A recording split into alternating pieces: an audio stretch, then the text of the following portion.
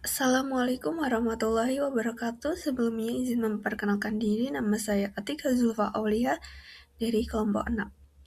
Di sini saya akan mempresentasikan mengenai korupsi yang dilakukan oleh Harvey Moise. Identifikasi kasus. Kasus dugaan korupsi pengelolaan tata niaga komoditas timah di wilayah IUP PT Timah Tbk tahun 2015-2022 yang melibatkan Harvey Moise. Harvey Moise adalah pengusaha yang disebut sebagai perwakilan PT Refinet Bangkatin atau PT RBT.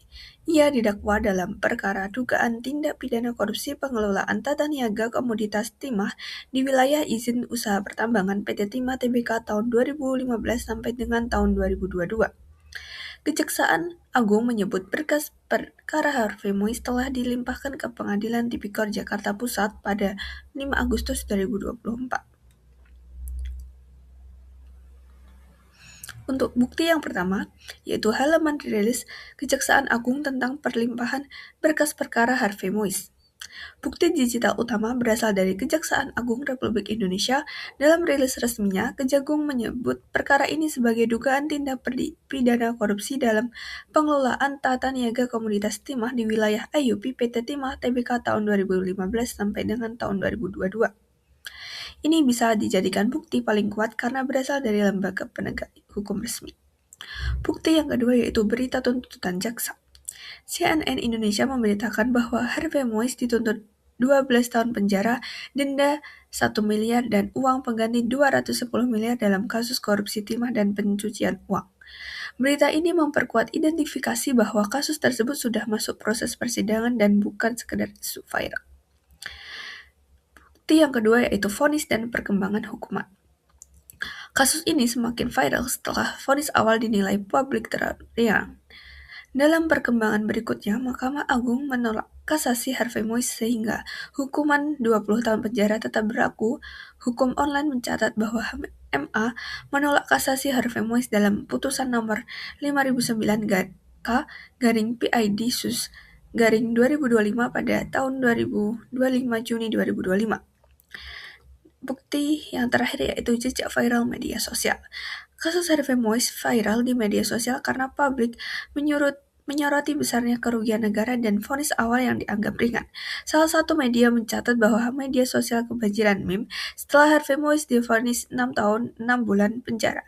Sementara perkara ini dikaitkan dengan kerugian negara sekitar 300 triliun.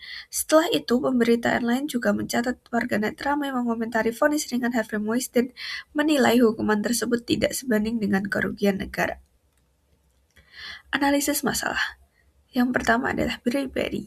Harvey Moise sebagai perwakilan PT Refinet Bangkatin, PT RBT diduga melakukan komunikasi dan kesepakatan dengan pihak internal PT Timah Tbk untuk membangun kerjasama yang melanggar aturan, yang mengindikasikan adanya praktik suap demi melancarkan kepentingan bisnis tertentu.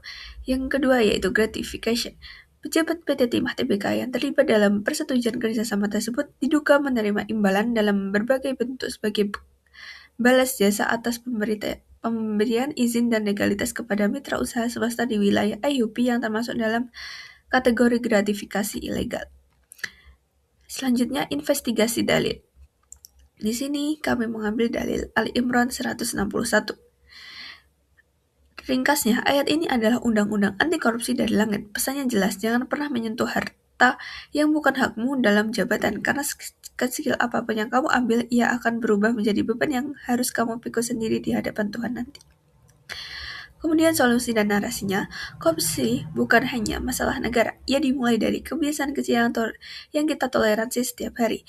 Beranikan diri untuk berkata tidak pada suap, tidak pada gratifikasi, dan ya pada kejujuran.